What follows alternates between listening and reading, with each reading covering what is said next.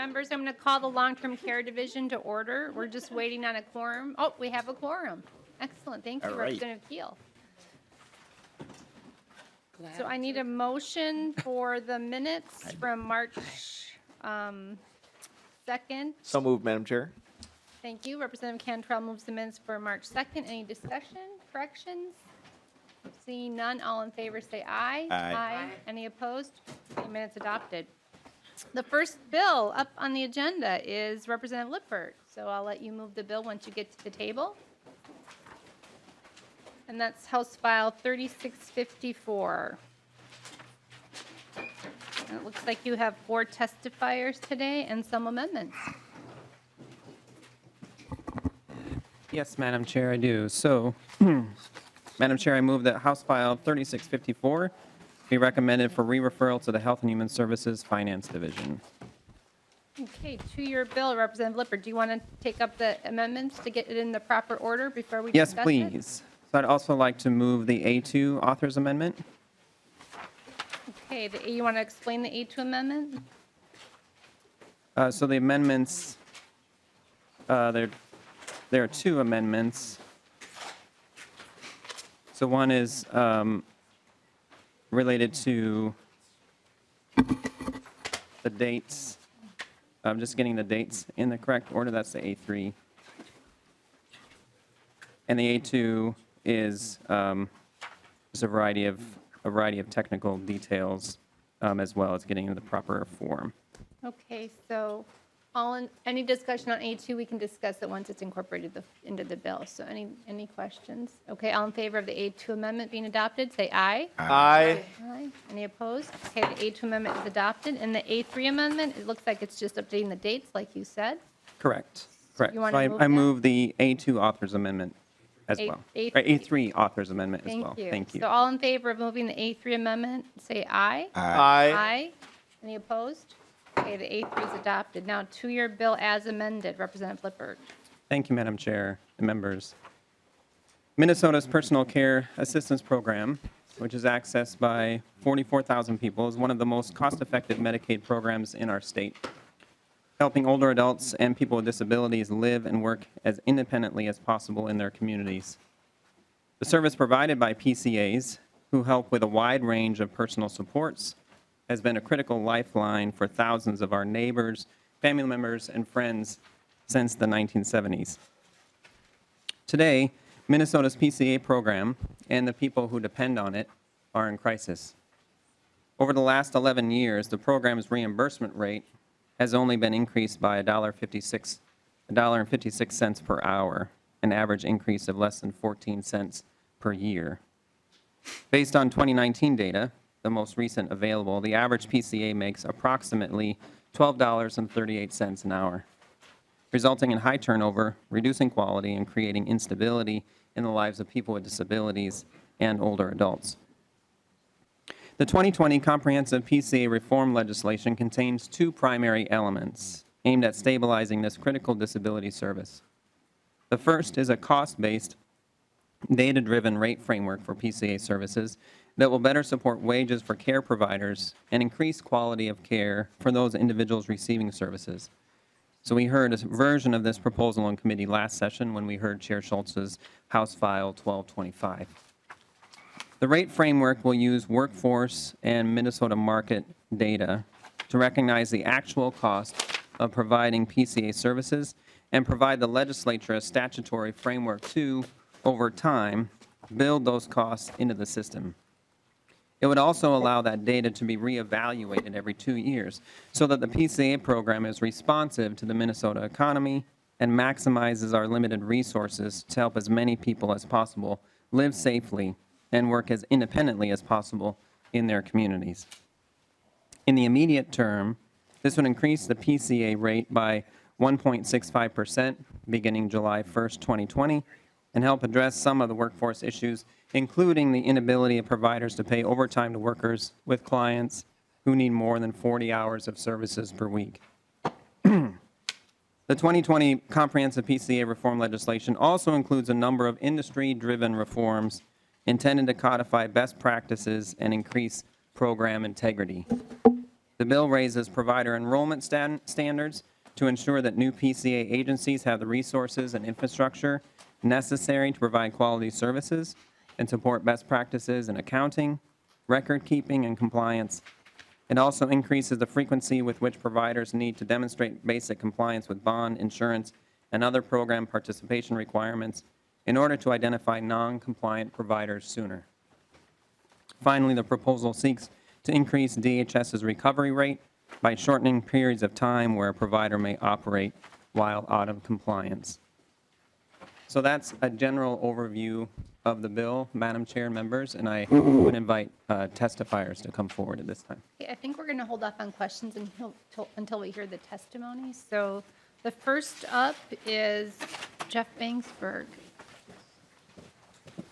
Mr. Bangsberg, if you want to just state your name for the record and then proceed with your testimony when you're ready.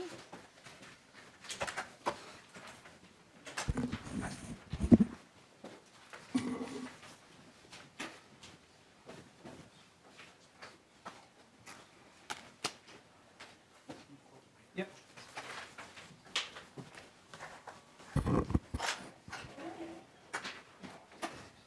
Madam Chair, members of the committee, my name is Jeff Bangsberg. I'm the board chair for the Metropolitan Center for Independent Living. As you may recall, I have testified for the past number of years regarding the critical shortage of personal care assistance for people with disabilities, particularly those with the most highest needs. 2 years ago, the state's Olmsted Subcabinet approved recommendations of its direct care shortage workforce report. Following those recommendations, our group of consumers, providers, advocates, and others were created to reform the PCA program in order to keep it from imploding upon itself.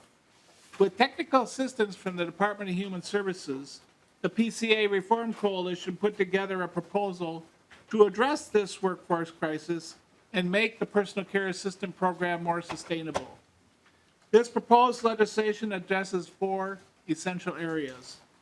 The first, as Representative Lippert had said, it would be to establish a framework to pay personal care assistants a fair wage. And that's done by using standard occupational codes and also developing a wage component and developing a competitive workforce factor to compare PCAs with the industry as we see it today. PCA rates are currently determined only by legislative action, not the market, resulting in PCA wages falling far behind. This new framework would help establish that, address that objective. The second is to build upon the existing enhanced rate for PCAs to provide cares to those who are most severely disabled and therefore find it more difficult to find and retain staff. The third is to strengthen the provider community by supporting both PCA Choice and the PCA traditional program provider organizations. And finally, to incorporate transparent best practices in order to improve quality and ensure the integrity of the program. To be clear, the PCA program is not part of the disability waiver rate system, otherwise known as DWRS, for people with disabilities, so it was not aided by those reforms that you all passed last year. Our legislation is built on the principle that PCAs should be paid the same as those that are paid in the DWRS program. And that will allow us to be built into the forecast, much like all the other long-term care programs and supports. PCAs have no way to get increases like every other long-term care service.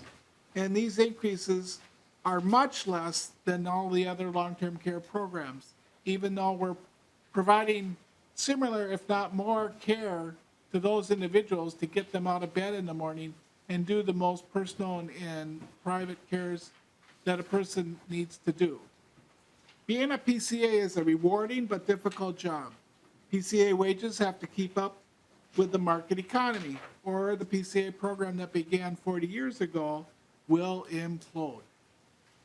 Failing to act will force thousands of clients who rely on this service into more costly institutional settings. And we're experiencing that right now, and you might hear some additional testimony about that. I'm also learning that more and more people are losing employment because they cannot find a direct care staff to get them out of bed in the morning. So thank you for your time, and I would stand for questions. Thank you, Mr. Bangsberg. So next up on the list is, let's see, Dina Belisle? Belial. Belisle.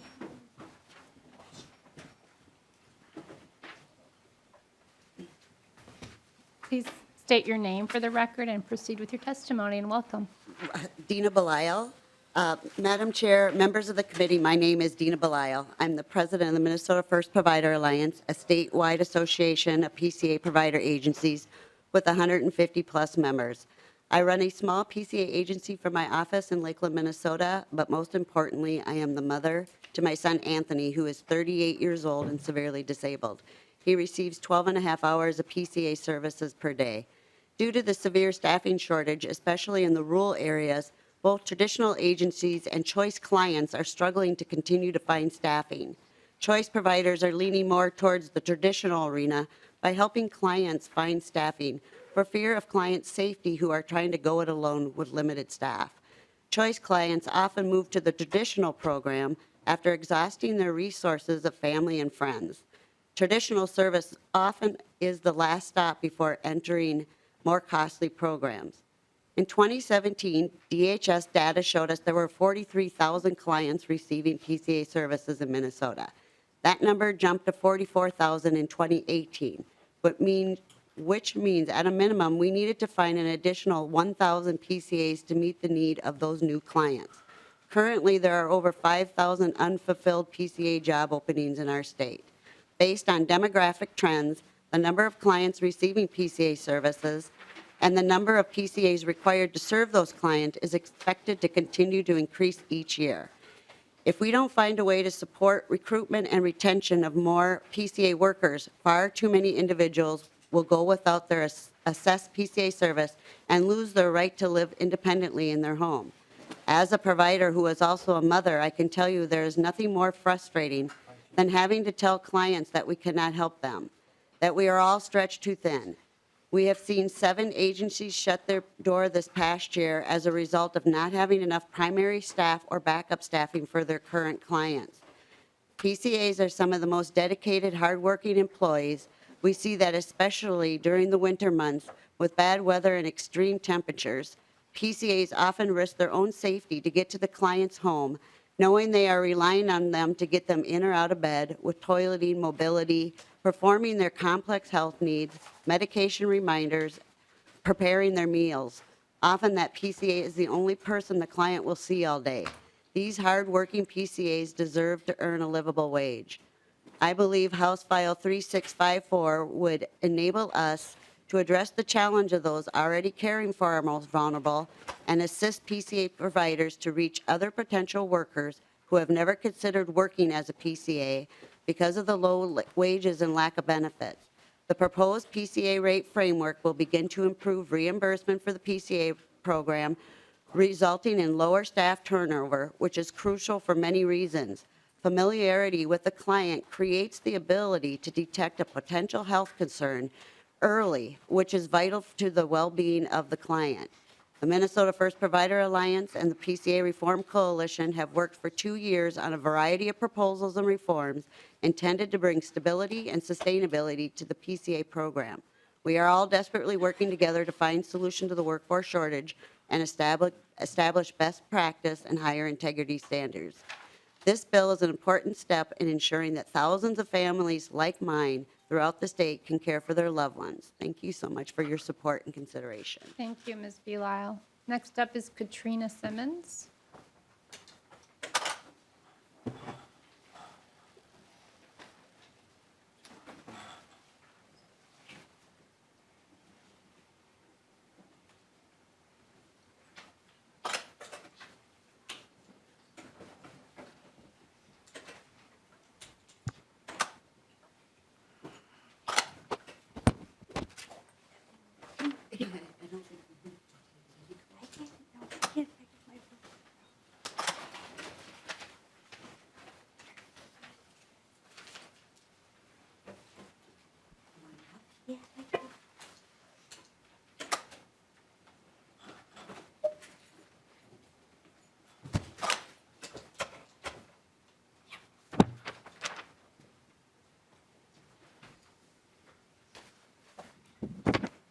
Welcome to the committee, Ms. Simmons. If you just want to state your name for the record and then proceed.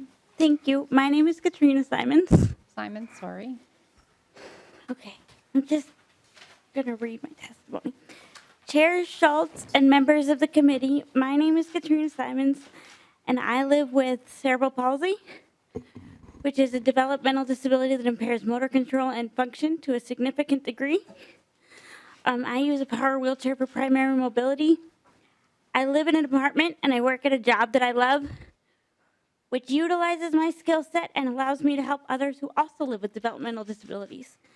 I need help from others every single day, twice a day, to complete the basic tasks that allow me to live and work independently, including getting out of bed, showering, dressing, getting meals set up, packing for the day, and then at the end of the day, we have to do the reverse. Because cerebral palsy impacts my ability to function without the help of other people, I use the state personal care assistance program, and I use the choice variant within that program to complete all of those tasks I listed above so that I can continue to live independently instead of in a nursing home or more costly setting, and so that I can work in my community.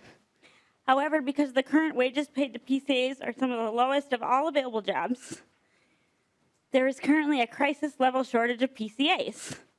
Due to this, I can hardly find enough PCAs to come and work for me. I have to spend many hours each week working to confirm which PCA might be willing to cover which shifts, sometimes having to work around the schedules of those that are willing to come, and sometimes going to bed, not yet having confirmed 100% who can come in the morning or at what time. I fear a nursing home placement may be in my future if this workforce shortage is not mitigated in the immediate future. I grew up in St. Paul with my family. I went to St. Paul Public Schools, and I kept up with my classmates academically. I followed the challenge track and graduated high school with good grades. I moved to Wisconsin for college and also earned competitive standing while there. When I returned from college and got my first job, I got a part-time job in my field of study on a project that I wanted to be a part of. When that job ended because of funding cuts, I started looking for other similar jobs that I knew would suit my strengths. I found 3 specific positions that I was well suited for, but had to turn down because the PCA staffing crisis does not allow me to have predictable times to get out of bed each morning, since the workforce I am relying on is unstable. My current job is understanding and accommodating of these scheduling complexities, but I fear what will happen if I ever need to look for another job. This session, I am asking everyone to support the PCA Reform Bill, House File 3654, and its companion bill, 3457. The primary aim of this bill is to establish a long-term pay rate setting framework for the PCA program and institute an immediate pay raise for current PCAs. These steps would allow for slightly higher wages for PCAs and would begin to reduce the staffing shortage in the coming years. That would mean that myself and people like me could stop worrying that we might be placed into a nursing home within the next year or two, which is a real worry for many, many, many of us. I would also like to note that many of my PCAs who work for me do a wonderful job, 2 in particular. I've had 1 for 5 years and 1 for 7. And I can understand why they have to make the decision to leave working for me to go make more money somewhere else. In closing, I would like to say that I so value my ability to live and work and contribute to my community. Over the past decade, the future of Minnesota's PCA program has become increasingly uncertain due to low wages and the resulting workforce shortage. Please think of me and others like me in this moment when you and your colleagues have the opportunity to work to pass this bill to make sure that the PCA program stays available to people who need it. There are many other Minnesotans who also benefit from the PCA reform bill that cannot tell you their story. I would like to extend my gratitude for your continuous efforts to keep the PCA program serving as the lifeline that it is for so many people who live in Minnesota. Thank you so much for your time and allowing me to share my story. And I think we have one question for you, Ms. Simons. So if you want to just stay at the table. Sure. Representative Cantrell? Thank you, Madam Chair. Thank you, Representative Lippert, and thank you so much, Ms. Simons, for coming and sharing a little bit about your experience with us today. I really appreciate it. I just wanted to ask one kind of brief follow-up question. So as a result of some of the difficulties that you've seen with being able to have that stability among your PCAs, have you had a difficult time finding personal care assistants or finding Yeah. people who are willing to really be committed to being there? Ms. Yeah. Simons? So the average week has 14 shifts per week if I'm healthy, and I fill about 6. Wow. So there's 8 left unfilled Wow. per week. And Representative Cantrell? thank you, Madam Chair, and thank you, Ms. Simons. You're welcome. Do you mind if I ask then? So what then happens if you are unable to get that PCAs to fill the remainder of those shifts? I apologize if that's No, too that's invasive of a fine. So question. then my family and friends have to leave their jobs and come help me. And so then they also aren't getting to work because they're helping me. Wow. Well, thank you, Madam Chair, and thank you, Ms. Simons. No problem. Any And other questions for Ms. Simons? Oh, go ahead, Ms. Simons. no, I was just going to ask if there were more questions. Well, thank you for your testimony for coming here today. You're welcome. I have copies if you'd like to read it later. Thank you. Wonderful, thank you. Okay, next up is Jim Lavold. Is Jim Lavold here to testify? Here he is. There's Jim.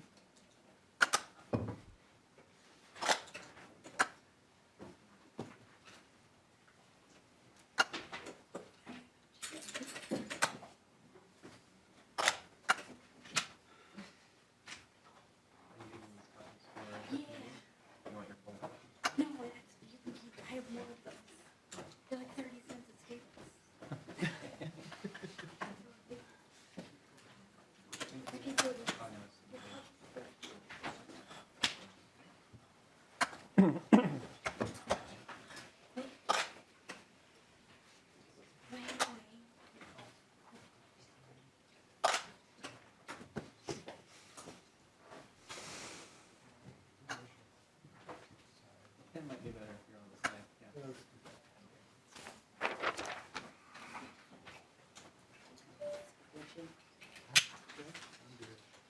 I'm good. Haven't done this before. Welcome to the committee. If you just want to state your name for the record and then proceed with your testimony. I will. My name is Jim Lovold, L-O-V-O-L-D. Madam Chair, members of the committee, my name is James Lovold, and I live in St. Paul. I have spina bifida and currently am eligible for up to 10 hours of personal care services per day. Thank you for letting me share my story. Here's my story about how the personal care assistant PCA staff shortage has impacted my life. It started for me in January of 2019. Last year, I ended up getting sick and ended up in the hospital for a few weeks to treat an infection I was dealing with. When it came time for me to get discharged from the hospital, I had nobody waiting for me when I got home. I had already had a skeleton crew at this time. I was forced to go to a transitional care unit, otherwise known as a TCU. Because there was no PCAs available at the company that I was with at the time, while in the TCU, I looked at different PCA agencies to find someone to take care of me. I found one. It didn't last long. I found out that they really didn't have enough people to cover the hours for me. So I had to go back to the TCU. But before I can do that, I must go to the emergency room. It's procedure. Admission is necessary to have time to find an open bed at a TCU. The average time of this process takes about 3 days to get an open bed. The whole process happened at least 2 more times, each time having returned to the emergency room. Trying a different agency each time, trying to find one that was able to find the people to cover that was necessary, I was allotted. Can you imagine the cost of the hospital stays that were paid for by the taxpayers? Not to mention the daily rate for a room at a TCU, sometimes stays lasting weeks while I'm searching for the right person for the job or a different company. Rooms averaging over $300 a day. again at taxpayers' expenses. We can't wait for the raise to happen. We need action right now before someone else like me ends up in nursing homes for life because of the lack of proper pay for the PCAs. Please hear me now and take care of this for me and the other people this is affecting. I've had a PCA quit because it costed him more in gas to go back and forth than it was worth. He had to go find different work with more pay so he could survive. He went from being paid $10.50 to $11.50 an hour in 10 years' time. Again, please give these caregivers the money they deserve for their job. They do. Thank you for hearing my story of my experiences with the PCA shortage, and please raise the pay before this happens again to possibly someone else. I don't want to see this happening. Thank you. Thank you for your testimony, Mr. Levold. Just stay there one second. Let's see, does anyone have questions for this testifier, Mr. Levold? No, thank you so much for coming. Thank you. Are there any other testifiers from the public who would wish to testify? No, okay, any questions, members, for the bill's author? Representative Gruenhagen? Oh, thank you, Madam Chair. Yeah, thank you for bringing this bill forward, Representative Lippert. Just a couple questions. Do PCAs qualify for benefits, like health insurance or anything like that? I think Lippert? Ms. Simons may have a response to that.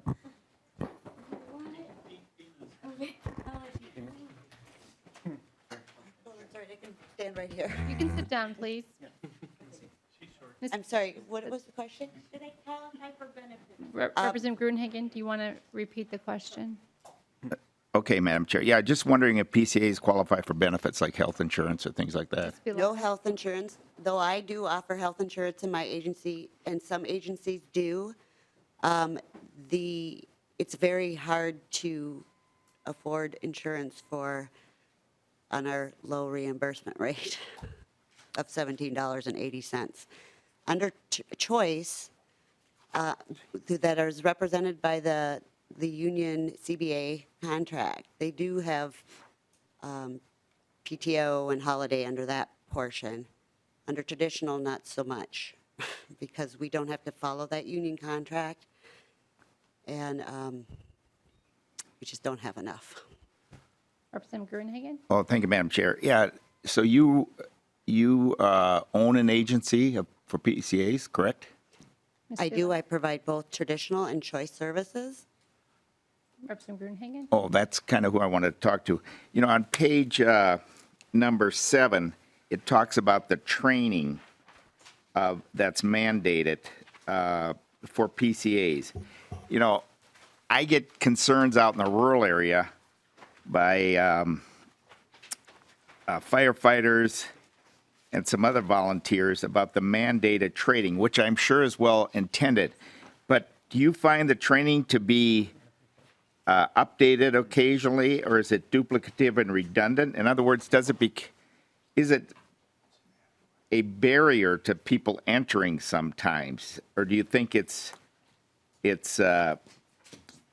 necessary and updated on a regular basis as far as for the training for the PCAs? Ms. Belisle, would you like to try to answer that? So Matthew Bergeron just told me that what you're discussing right now is training for the agency. Or the agency, Yeah, okay. not for training for the PCAs. Oh, yeah, I read the wrong side here. Okay, go ahead. So I believe that training for the Steps for Success class is a 3-day training that is being kind of revamped right now, that every agency owner administrator would have to attend. So we believe that we should have like a 2-year training to update for policy updates and keep people more informed, agencies all informed of what the new policies are and the new legislation is. Under choice and traditional, if you're talking about PCA training, the PCAs under choice are trained by the employer, the client. So they handle most of that training. our QP supervises every 6 months for them. Under traditional training of a PCA, our QP has to go out every 90 days for training for the PCA to make sure. For example, my clients are, most of them are very high needs, complex people, vent dependent. So we would never allow a PCA to go into a home. They get trained in our office over and over again until we can make sure, and then my QP goes with them to the home for continuous training to make sure they're qualified to do that work. Can you tell us what QP stands for? The qualified professional, in my case, it's an RN. Okay, thank you. Representative Gruenhagen? Oh, thank you, Madam Chair. Yeah, I guess what I'm trying to, yeah, I sorry for the way I confused that. Actually, I had things in reverse of what I wanted to ask him. But, you know, I guess what I'm trying to say is, do you find either with the training of the PCAs that are the requirements or the agencies, especially if a new agency is coming in, sometimes I think we build a barrier rather than a fence to let people in? Or do you think the requirements by the agency that supervises this are adequate and not duplicative or redundant? I hope you see what I'm getting at. In other words, have we created through these requirements a difficulty becoming an agency, staying an agency, or the training of the PCA? So in my opinion, I think the 3-day Steps for Success class that's required by all people applying to become a provider agency. And by the way, currently there's 482 of those agencies going through revalidation right now. That Steps for Success class is a 3-day, very extensive training, and I think it's very good training. And I don't think actually we see providers that drop out after taking that 3-day success class because they realize that they may not be qualified to do it. So I don't think there's barriers for that. DHS really makes sure that people are trained and are revamping that training to be able to continue using that resource available like online, because people come out and they don't remember 3 days of training. So they'd be able to go back to something like that with a module training, which we really support. Representative Gruenhagen. So it looks like they do that training every 2 years to stay certified? Nope, that is absolutely mandatory before you become a provider. And we often go back and, like, our QPs have to go do it. And so we often, as agency owners, currently just go back and jump in and do it again for a refresher. But we want to encourage more training, especially for agency owners. As you know, this system changes, policy changes very quickly, and some people aren't aware that there's an e-list announcement to get signed up for, and this will keep providers up to date with any changes, Okay, making them better providers. Thank you, and it looks like Mr. Bangsberg would like to testify. Go ahead. Thank you, Madam Chair and Representative Gruenhagen. With regards to the agency, it's important for them to understand all of the policies and procedures.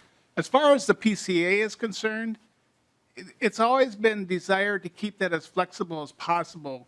And that's one reason why the choice program was started in the first place, the PCA choice, is it would allow the actual individual receiving the care to provide that training themselves. And actually that provides a little extra money then to be paid for that PCA.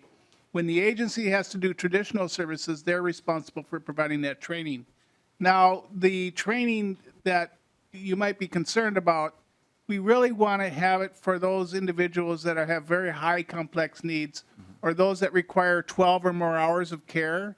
Then we have it's in there that that the reimbursement rate is 7.5% higher for two reasons. One is to pay the personal care assistant because it's much harder to care for those high need clients.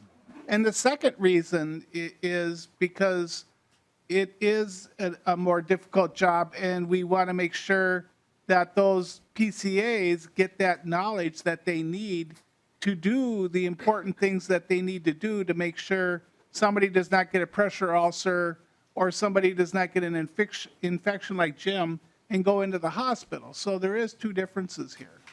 Okay. Representative Keel.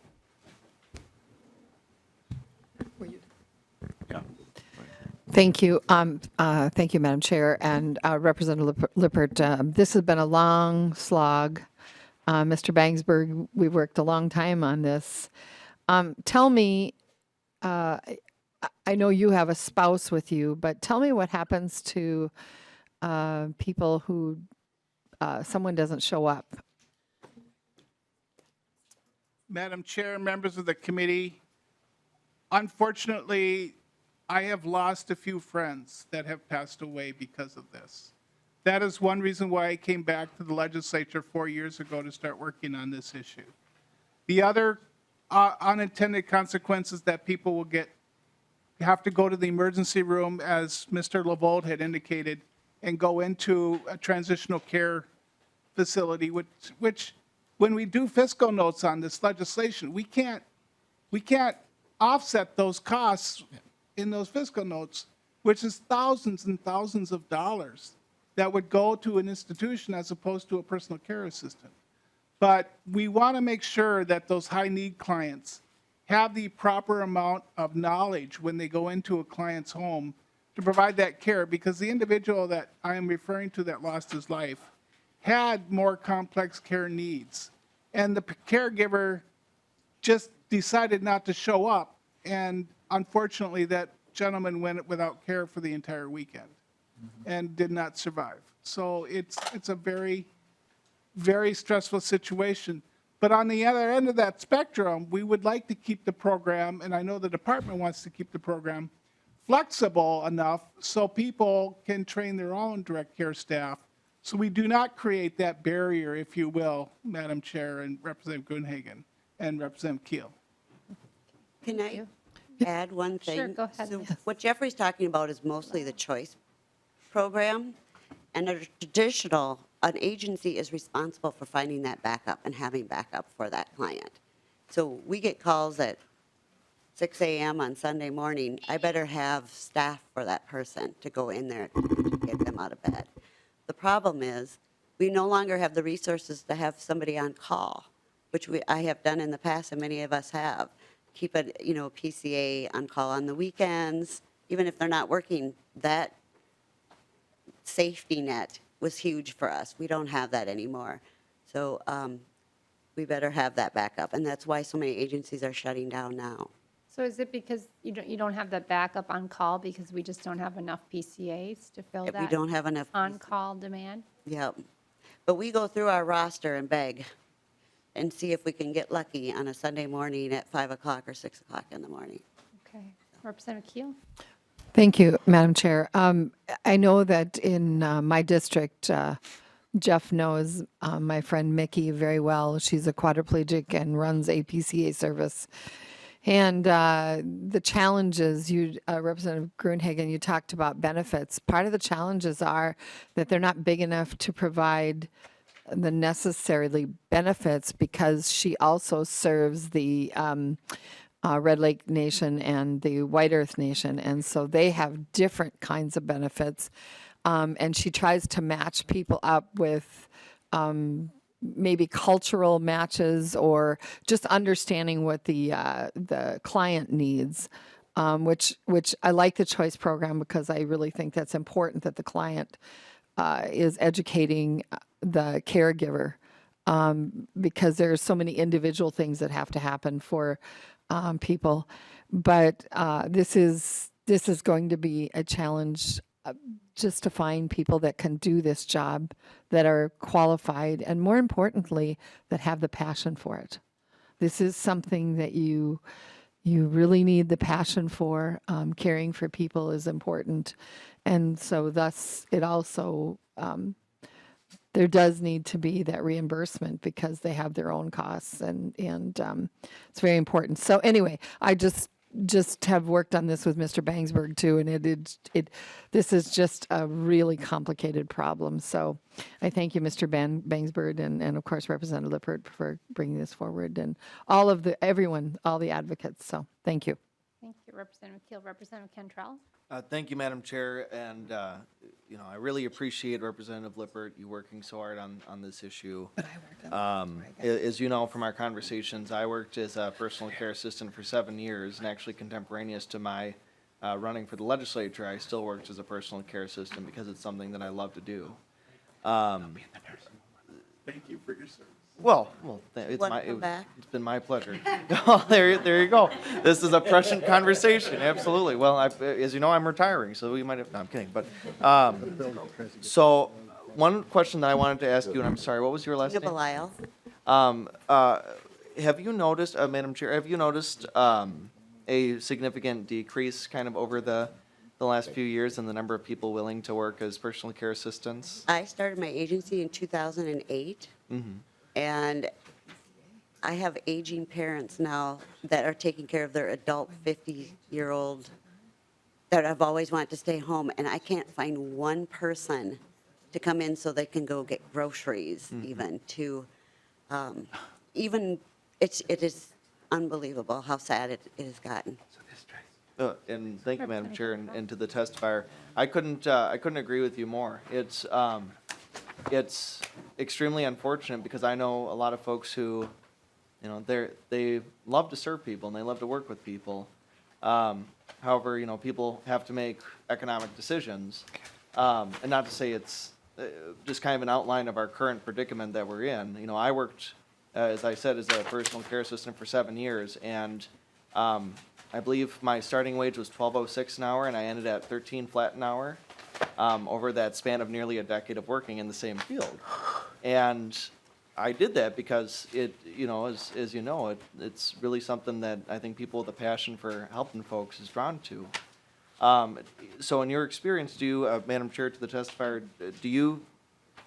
what do you think we can possibly do to really create those incentives? I mean, since you're the person who's kind of or you folks are on the front lines, I think it's always important to hear from you about what you think we can do to increase, the amount of folks. Thankfully, I've been sitting on a lot of workforce shortage committees and working with Jeffrey and Jesse's MCIL group that is trying to do a career latticing. Making it a respectable career is one big, huge thing we could do. And I think oftentimes people keep saying we'll reach the young people, but often older people, I've gotten some really great PCAs from the senior center that have lost their spouse and are, in 60, and they have been a godsend for us. It's just to be able to reach more people and let them know that this is an amazing job, and it could be a whole career path for them. There's a lot of people that say, well, they use this and go to CNAs and become nurses and doctors. Great, but while they're doing all that schooling, stay here with us and give somebody the ability to stay in their home longer. Thank you, Madam Chair, and thank you again to the testifier, and I'm sorry, Representative Lippert. No, I would just add, Representative Cantrell, that I think it's just critical that we're valuing this work, that we're valuing the work of caring for people with disabilities, and this rate framework will be a critical change in that. And so it's a huge step, and it's a very competitive work environment, but we have to be paying people. I think that's foundational. I couldn't agree with you more. Representative Mason? Thank you, Madam Chair. We know this is an industry that's been in crisis for years, both from the client perspective and the provider perspective. And so really appreciate Representative Lippert bringing this forward. And the sooner we can get this passed and done would be huge. And I do want to say, this is not work everybody can do. I mean, it's an incredible, I would think, emotional toll as well as physical ability. And so it really is incumbent upon us to do what we can to provide stability. And that's the other thing. And for some people that need it, they really need to be able to see the same person again and again. So again, I really support this, and let's get it done. Thank you, Representative Mason. So thank you, Representative Lippert, for bringing this forward. I know, having worked on the disability waiver rate system, rate reform last year, that this is a lot of work, but very important work, and it makes no sense that we're paying PCAs a different rate in DWRS and in the PCA system. So we need to make sure we're being fair and just and equalizing those wages and increasing those wages quickly. So there is a huge shortage. I've heard 15,000. We need 15,000 PCAs. So this is just the beginning of our solution. We really also need to build to increase wages so they're competitive in the market so we can attract strong, high-quality PCAs. So I thank you for bringing that forward. And you're going to have the last word on this bill, and then you can make Thank you, your Madam Chair. And I motion just want to thank everyone who testified today. It's clear from testimony we heard that this is a critical issue, that lives are at stake. And so this is extremely important legislation with both a rate structure and program integrity pieces. We can take a big step forward towards addressing these challenges. So I urge support for the bill. Great.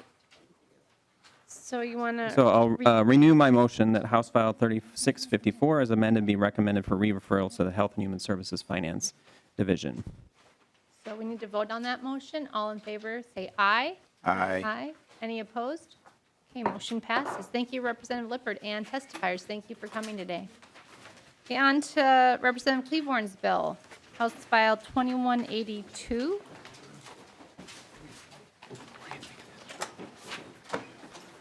Looks like we have two testifiers and an author's amendment. So Representative Klevorn, I'll let you make that motion to move your bill, and we can then adopt the amendment.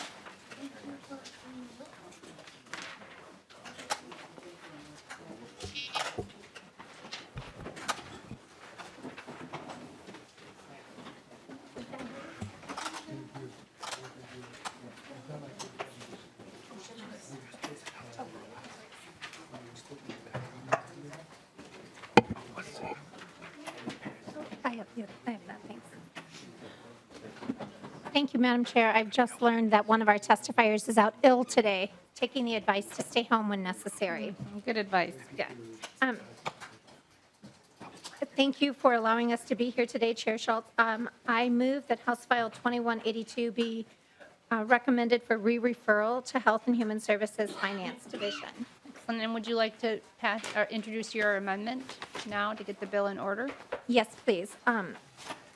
Chair and members, there is an A2 amendment to this bill. This bill is currently, has been heard in the Senate, and what this amendment does is bring it in line with the Senate language. It also increases the amount of money that from 2019, we had $200,000 in the bill, and this year we have $500,000 in the bill. So I'd like to draw your attention to that. And then it also changes the date start date from 2020 to 2021. And as I said, it's primarily to put the language in the same order as in the Senate bill. Do you want to move the amendment? I make a motion for this amendment to be adopted and the bill be considered as amended.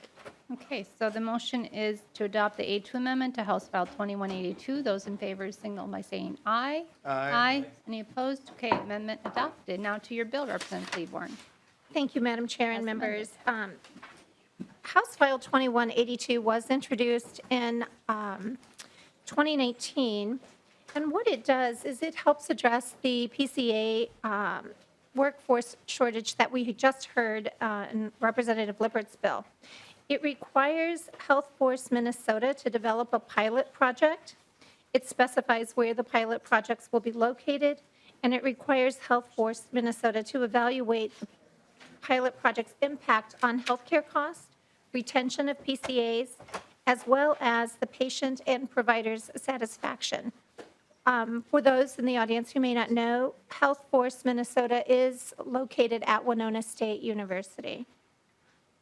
And with that, I would welcome my testifier having an opportunity to speak. Okay, so do you want to introduce yourself for the record and then proceed with your testimony? And welcome to the committee. Thank you.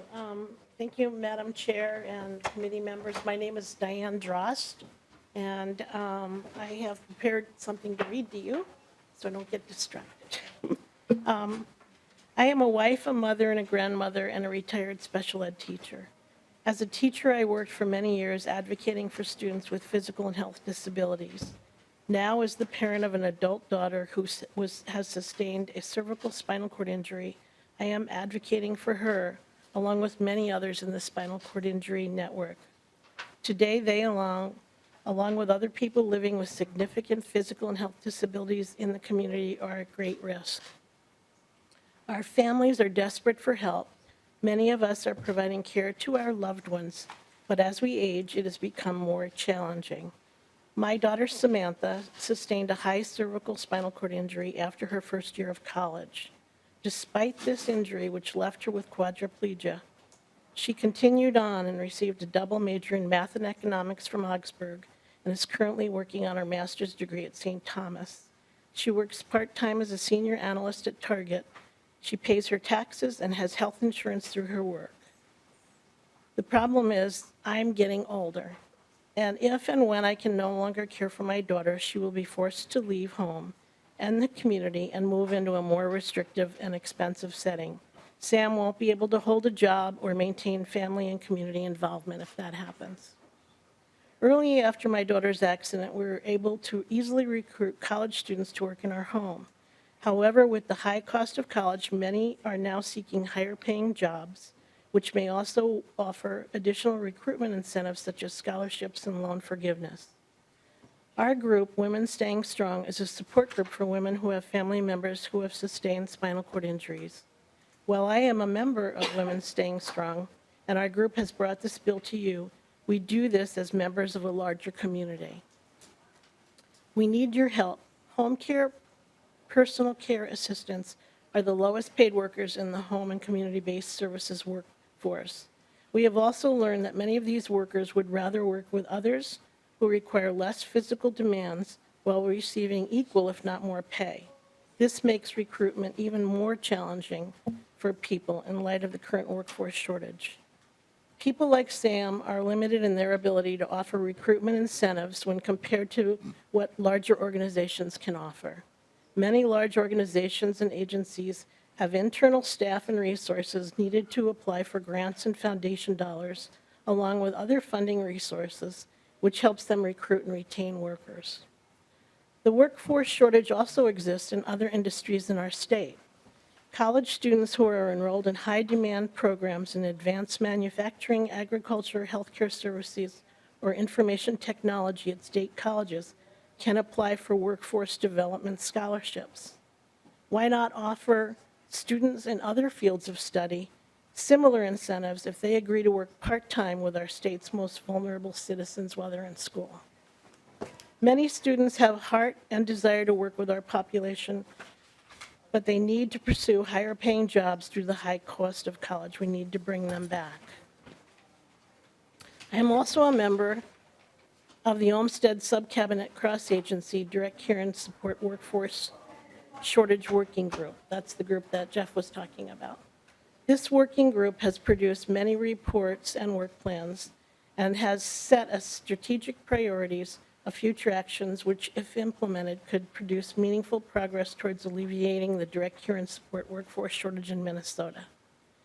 One of the recommendations is to expand the workforce by developing a service corps.